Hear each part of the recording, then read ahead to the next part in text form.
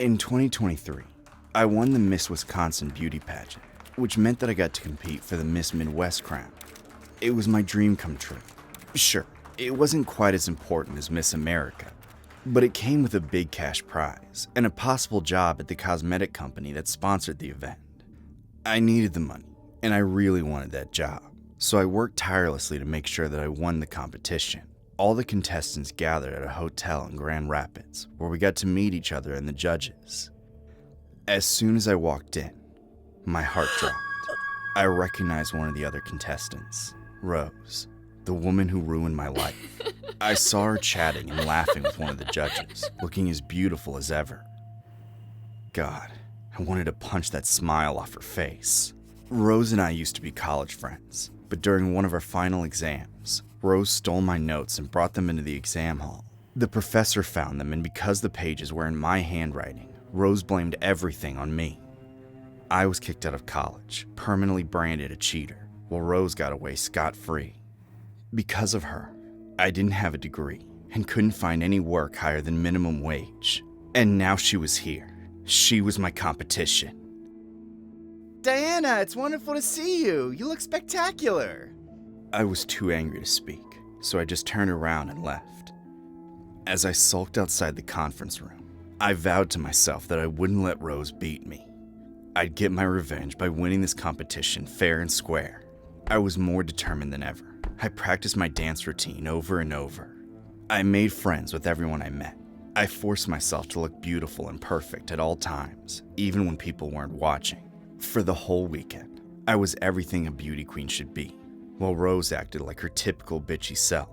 She was nice to the judges, but to other contestants, she was rude and confrontational. And to the poor hotel staff, she was an absolute nightmare, demanding special attention and screaming at anyone who got in her way. Watching her freak out at the workers made me more confident than ever. There was no way she'd win this pageant. Everyone could see she didn't deserve it. We did the talent portion first. I absolutely killed it. Rose did okay with her juggling act. Next was the swimsuit portion, which went well for both of us. I had to admit, she had a killer physique. Then we had a break before the final round, the interviews. All the girls were in the dressing rooms checking their makeup and practicing their answers. Out of the corner of my eye, I noticed Rose get a phone call and race into the hallway. I could tell something suspicious was going on. She looked like she was up to something. I listened through the door as she talked on the phone. She sounded really flirty. I could only hear her side of the conversation, but that was enough to figure out what was going on. She was sleeping with one of the judges. Once again, she was going to win by cheating. I couldn't let that happen. I rushed over to her makeup area and pulled a pill bottle out of my purse. Ever since Rose ruined my life, I've been taking antidepressants. I'm used to them now, but when I first started, they made me sleepy and sluggish. If I slipped a couple of these pills into Rose's drink, then she'd slur her way through the interview and embarrass herself on stage. I looked around to make sure no one was watching, and I dropped 2 pills into her water bottle. When Rose came back with a big smile on her face, I wished her luck. Thanks, babe, but I don't need luck. She grabbed her water bottle and chugged the whole thing. I felt a little guilty, but I mostly felt proud of myself. I was finally getting back at her. After that, the contestants lined up on stage and we took turns going to the microphone to answer the judges' questions. As the other girls had their turn, I noticed Rose start to sway on her feet. She could barely keep her eyes open. When it was my turn to get interviewed, I was amazing. I had concise, intelligent answers. The judges all seemed impressed. Then I got back in line and Rose went to the microphone. They asked her about her thoughts on climate change. Rose grabbed onto the mic stand to steady herself. The pills were really affecting her. I think it's like the climate is, we all need good weather, and if the weather isn't good, then we... Before she could even finish, she collapsed onto the stage. Her face was swollen and she was gasping for air. A judge jumped onto the stage and screamed for someone to call a doctor. Rose was having an allergic reaction to my pills. All I could do was stand there and watch. Thankfully, there was a medical conference at our hotel, so plenty of doctors were nearby to help her. The pageant was postponed while one of the doctors treated her. He injected her with an EpiPen and she started breathing again. She still looked awful though. Pretty soon, another doctor found my antidepressants in the changing room. My heart sank and I knew I'd been caught. From the floor, Rose glared up at me. That bitch wants me dead! I was about to confess when all the other contestants stepped forward, saying they'd seen Rose steal my pills from my purse. A cleaning lady said the same thing. It was a lie, of course, but all these people had suffered through Rose's abuse while I'd been nice to them all. They were defending me. Liars! All of them! Rose had a full-on freakout, and the doctors had to restrain her before she could attack me. The judges disqualified her from the competition, and I got the crown. It was the happiest moment of my life. The story has been loosely inspired from a real-world event. In July 2025, Brandy Nicole Pond, a Utah woman, survived a rare and life-threatening skin disorder triggered by a common antibiotic. After completing a 10-day course of Bactrim for a UTI, Nicole developed Stevens-Johnson syndrome, which quickly progressed to its more severe form, toxic epidermal necrolysis.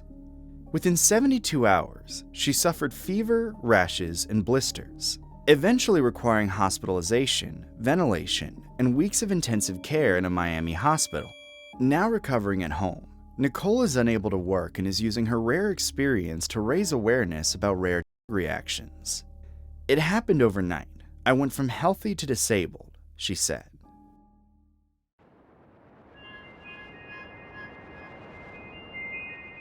I'd been hauling freight across the Midwest for 10 years, mostly night shifts because the pay was better and the roads were emptier. You see all kinds of weird when you're out there in the dark.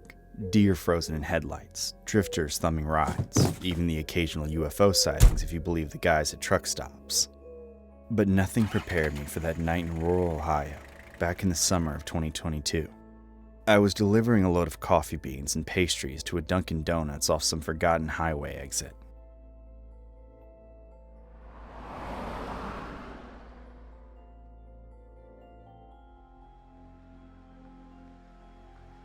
It was around 2:30 a.m. when I swung my rig around the back of the building to park. The lot was empty except for the faint glow from the drive-thru window where some poor kid was probably brewing the first pot of the day. As my headlights swept the front curb, I spotted her. A woman sitting there, knees pulled up to her chest, rocking slightly. Shorts and a tank top, nothing warm for the chill that creeps in after midnight. I've seen my share of folks down on their luck, homeless, high, or just heartbroken, but something about her set my nerves on edge. Truckers learn quick.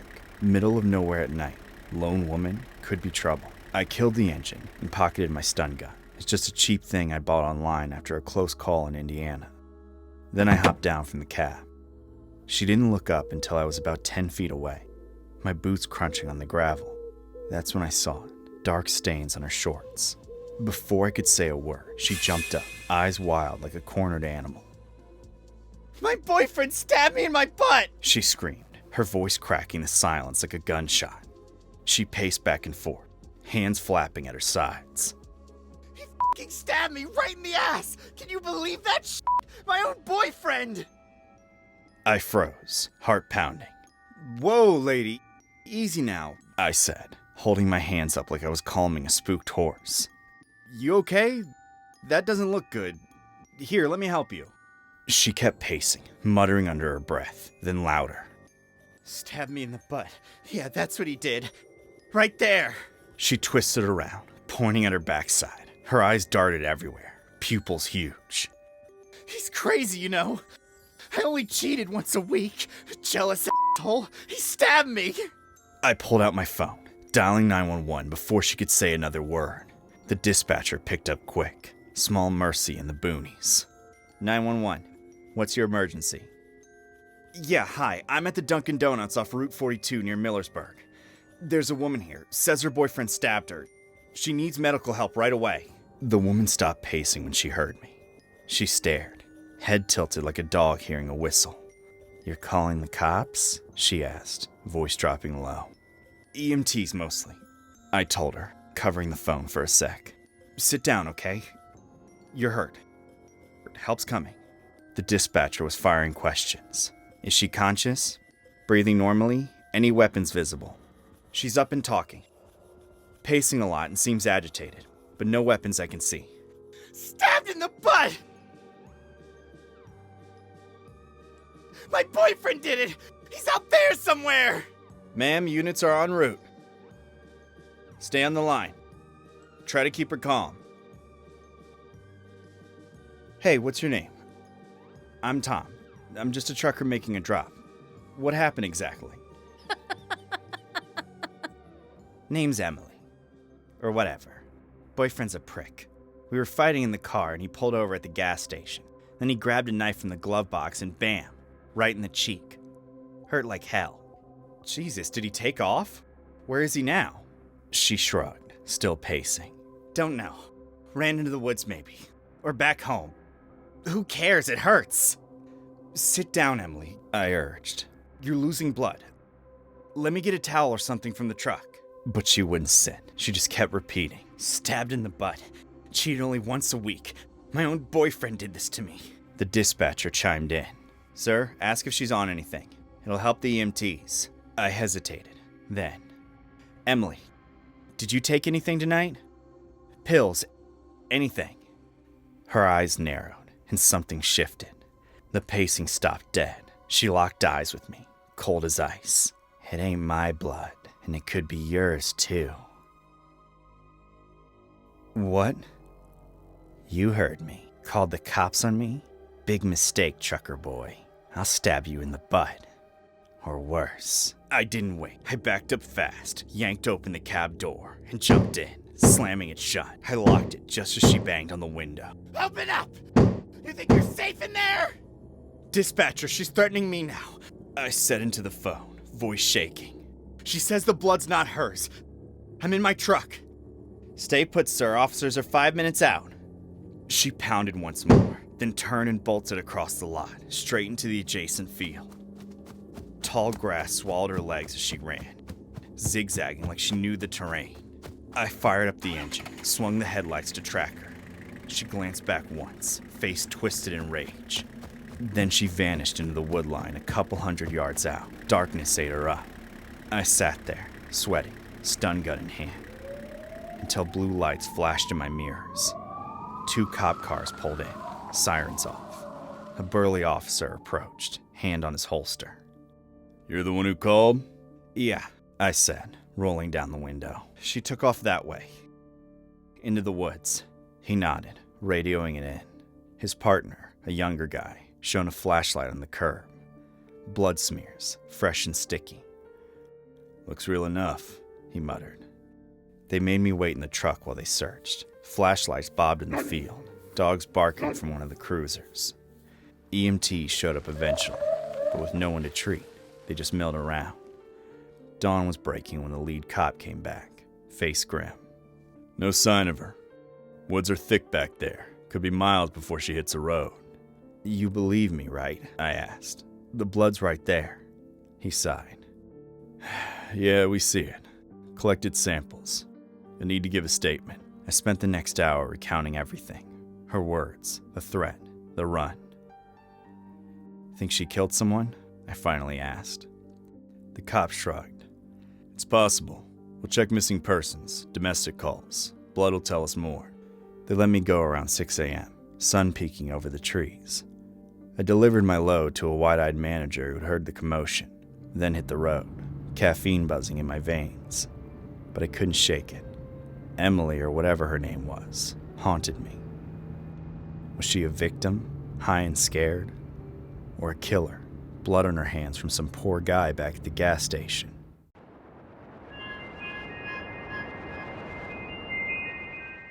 Until this summer, Harry was my best friend. We worked at the same office, and on my first day there, I had some trouble figuring out my new job duties. I sort of lied on my resume a little. Harry really helped me out, and he promised to have my back if I ever had any more trouble. He was a lot smarter than me, but he was always patient. Every once in a while, he'd even take on some of my workload if I was lagging behind. Great guy. At least, I thought he was. The only problem was that he was really shy when it came to women. We're both in our early 20s, and I don't think he'd ever had a real girlfriend before. So, to pay him back for all of his help at work, I promised to give him some relationship advice. I'm kind of a ladies' man. I set him up on a couple dates, but he always did something to embarrass himself. Well, earlier this year, our company hired a new receptionist. Her name was Pam, and she was really hot, way out of Harry's league. She walked around the office talking with everyone except Harry. I felt really bad for him. One day, he saw Pam and me talking by the water cooler. After she was gone, he pulled me aside. "I need you to set us up. She's perfect." There was no way that she'd go on a date with nerdy Harry, but I didn't want to disappoint him. He'd already done so much for me. "I'll see what I can do." I waited until after work and then pulled Pam aside when we were both in the parking lot. I told her about Harry, really emphasizing all his good qualities. And I wasn't exaggerating, he had a ton of good qualities. He just, looked like a weasel. "It's so sweet that you care so much for your little friend, but I'm looking for a real man, like you." And then she proposed something that was both shocking and really hot. "I'll go on one date with him, that's it. But only if you take me back to your place right now." She leaned closer and she whispered everything that she wanted me to do to her. It was wild. And of course I couldn't say no. I took her back to my place and learned just how wild she really was. We started meeting up a couple times a week, but we didn't flirt in the office. I didn't love her or anything, and she definitely didn't love me. It was entirely transactional. The weekend after our first time together, Harry took her to a really expensive restaurant for their one and only date. He called me immediately afterwards, raving about how wonderful it was. He said he loved her, which made me feel awful, especially because she was already on her way back to my place. That Monday, she let him down gently. He acted fine at the time, but afterwards I caught him crying in the bathroom. I gave him a little pep talk, which seemed to make him feel better. For the next couple of months, I continued seeing Pam. Harry acted normal, but he always got bummed out when he saw her around the office. One night, Harry came over to my place for dinner. We were planning to hang out and watch a movie. He asked if he could use my bathroom. But when he came out, he acted really awkward and said that he had to go. I couldn't figure out what had happened until I looked in the bathroom and I saw Pam's makeup kit on my sink. Harry had already left. I immediately called him to apologize, but he seemed weirdly calm on the phone. "I'm happy for you, man. No worries. Let's not talk about it." And we didn't. 2 weeks passed and he never brought it up. He acted totally normal. And then, out of the blue, he told me that he was renting a beach house for the weekend. It was an expensive place, and it wasn't a special occasion or anything. He just wanted to get away for a while. He invited me and a couple of our coworkers, including Pam. I didn't think he was planning anything weird. He was acting so normally. And when Pam and I arrived together, he greeted us with big hugs. "Welcome to paradise!" We all hung out on the balcony overlooking the ocean. It was beautiful. Everyone was laughing and having a good time. We all got pretty drunk on wine. Pam was being a little handsy, but for Harry's sake, I kept my distance.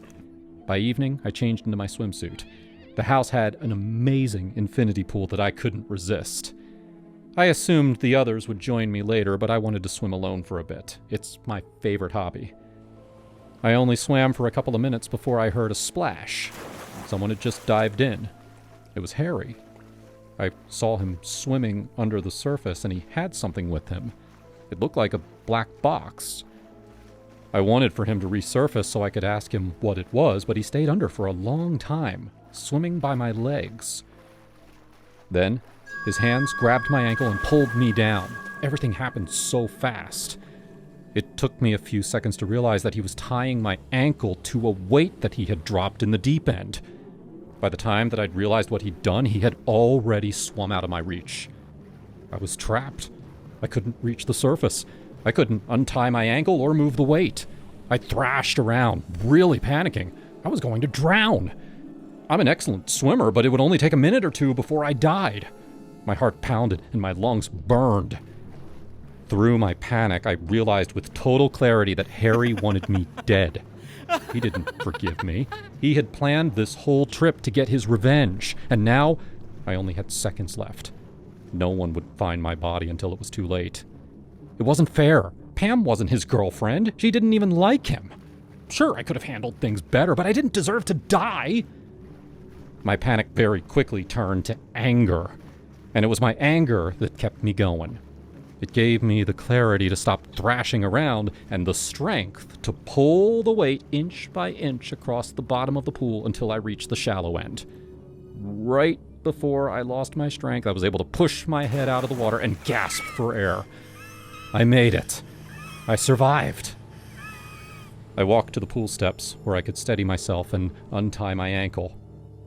And then I pulled out the weight and I trudged back upstairs. The party was still going strong when I walked in, dripping wet. Harry wasn't facing me, but everyone else saw me approach. They all stared in shock. Pam even gasped. Harry was in the middle of a story, so it took him a while to notice the stares. He slowly turned around. Right as I dropped the weight onto his foot, his bones crunched. "Call an ambulance!" The ambulance arrived in 5 minutes. The police arrived a minute after that.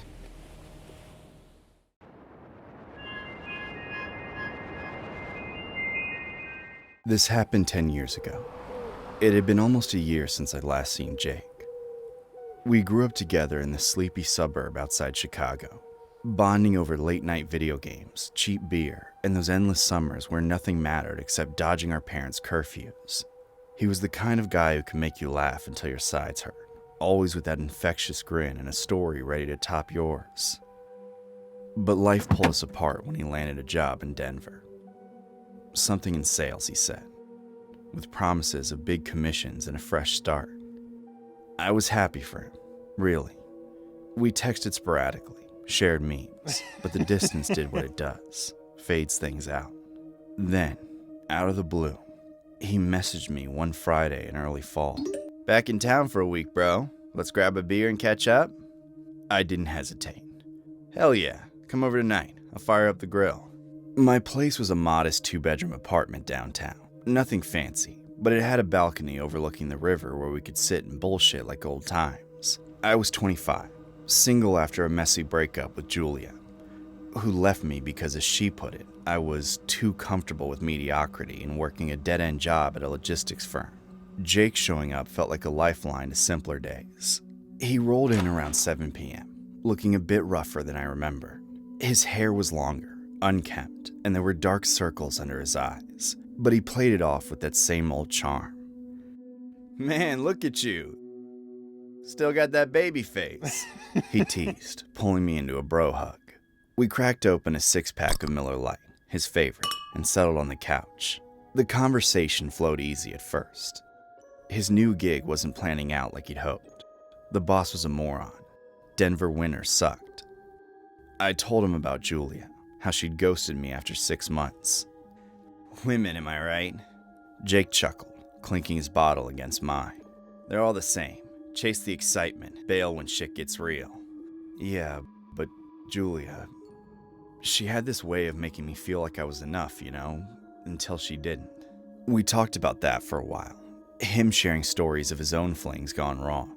How one girl in Denver had cleaned out his apartment after a bad fight. Bitches be crazy, he said, laughing it off. As the night wore on, we got buzzed, reminiscing about high school pranks, like the time we TP'd the principal's house and nearly got expelled. I excused myself to hit the bathroom, leaving him alone in the living room for maybe 5 minutes. When I came back, he was scrolling his phone, acting normal. Hey, you got any snacks? I'm starving. I rummaged in the kitchen, tossed him some chips, and we kept talking until midnight. He crashed on the couch that night, promising to head out early for some family thing. The next few weeks blurred by in routine. Work, gym, and Netflix binges to fill the void Julia left. Then the weirdness started. First, a call from my bank. overdraft fees because my checking account was drained by a series of bad checks totaling over $2,000. What the hell? I muttered, logging in to see bounces from places I'd never been. A liquor store in the suburbs, a pawn shop, even a strip club downtown. I froze the account, thinking it was some glitch or fraud ring. But it escalated. Credit alerts ping my phone. New cards open in my name at Best Buy, Target, even a high-limit Visa from Chase. Charges racked up fast. Electronics, cash advances, hotel rooms. My score tanked from 750 to the low 500s overnight. Bills arrived for shit I didn't buy. A flat-screen TV, jewelry, a goddamn motorcycle lease. Panic set in. I spent hours on hold with banks, filing police reports, and explaining to skeptical customer service reps that no, I hadn't gone on a spending spree. Sir, are you sure you didn't authorize this? One asked, her voice dripping with doubt. The cops were sympathetic but blunt. Identity theft's a bitch. We'll investigate, but it could take months. Nights were sleepless, replaying every interaction, wondering who could hate me enough to do this.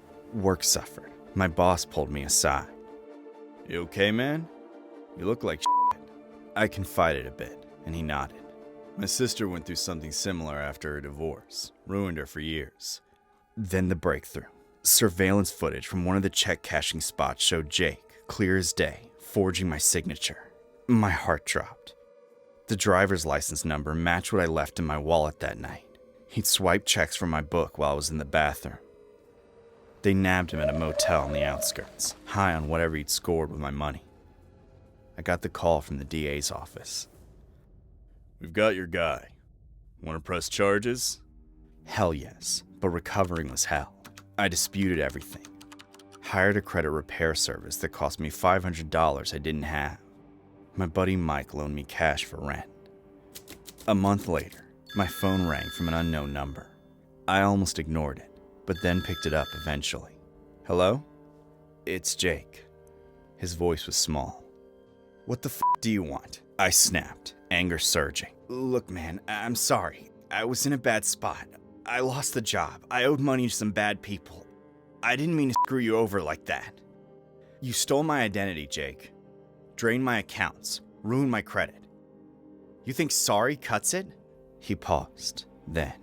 Come on, man, are you insane? We're friends. Remember all the we've been through? That time in college when I bailed you out after that bar fight? Friends forgive each other, man. Be sensible. Drop the charges. I can't go to prison, man. I'll lose everything. Are you out of your mind? Friends don't steal from each other. They don't betray trust like that. You need to own this, Jake. Face what you did. That means jail time. Bro, please think about it. We go way back. Way back to when you were a decent guy, Jake. Not this. Goodbye, Jake. This story has been inspired from a real-life incident shared by one of our subscribers. This is what they said. I hadn't seen a friend in about 2 years, so I invited him over for a beer.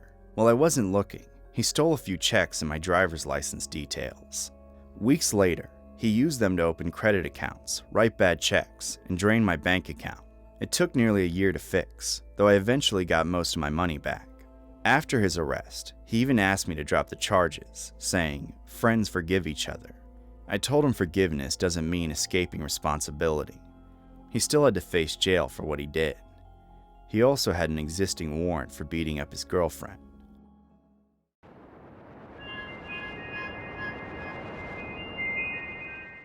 I grew up in a trailer park in small-town Louisiana.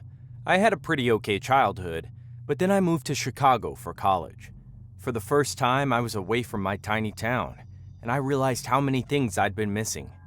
Chicago had so much to offer. The nightlife, the restaurants, the opportunities to meet people.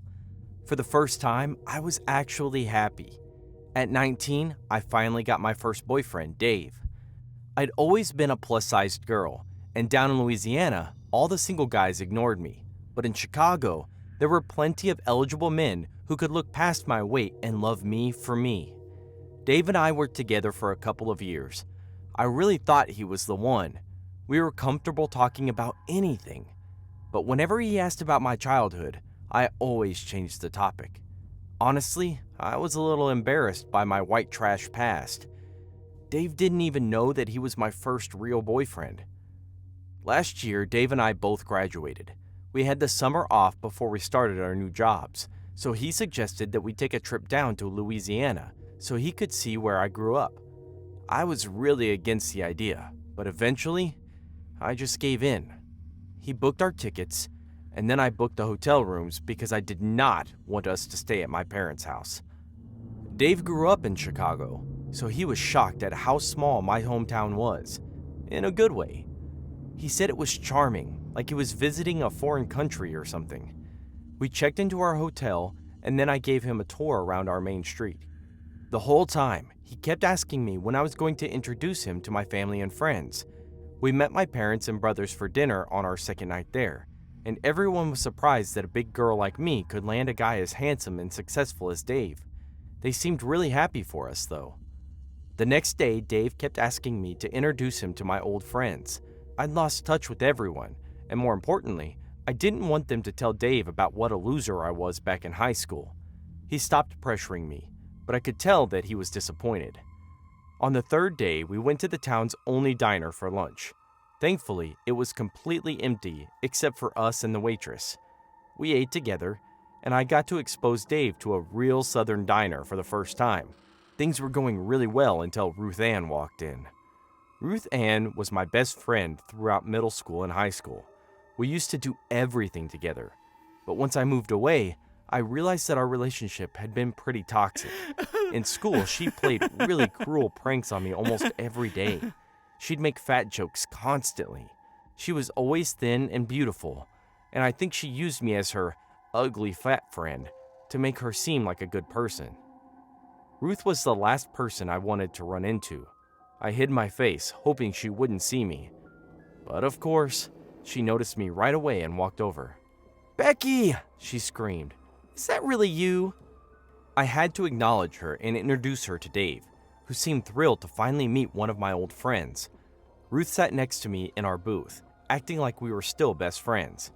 I could tell she was really playing it up, because she wanted to impress my boyfriend.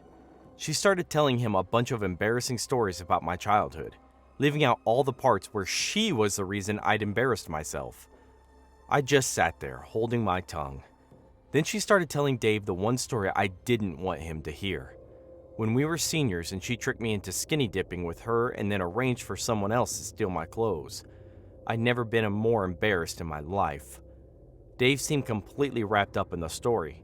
He and Ruth laughed together, completely ignoring how uncomfortable I was. The lunch went on and on, though I barely said a word. Dave kept asking Ruth questions, which led to more embarrassing stories about me. They were really hitting it off. The way Dave looked at Ruth was almost flirtatious. I couldn't believe it. She was trying to steal my boyfriend from me, and it was working. We'd already finished eating, so I told Ruth it was great to see her, but that we had to go. Then Dave asked her, "We're gonna hang out at our hotel if you want to join us." "Of course I would," Ruth answered.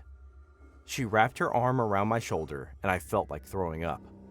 "It's been so long since I've gotten to spend time with my best friend." The three of us left the restaurant and walked through Main Street. Ruth and Dave continued talking and flirting while I kept silent. I knew this trip was a bad idea. Before we got back to our hotel, we passed by the creek where I'd been forced to skinny dip all those years ago. I couldn't even look at it without having a panic attack. Then Dave stopped walking. He pulled Ruth aside and whispered something in her ear.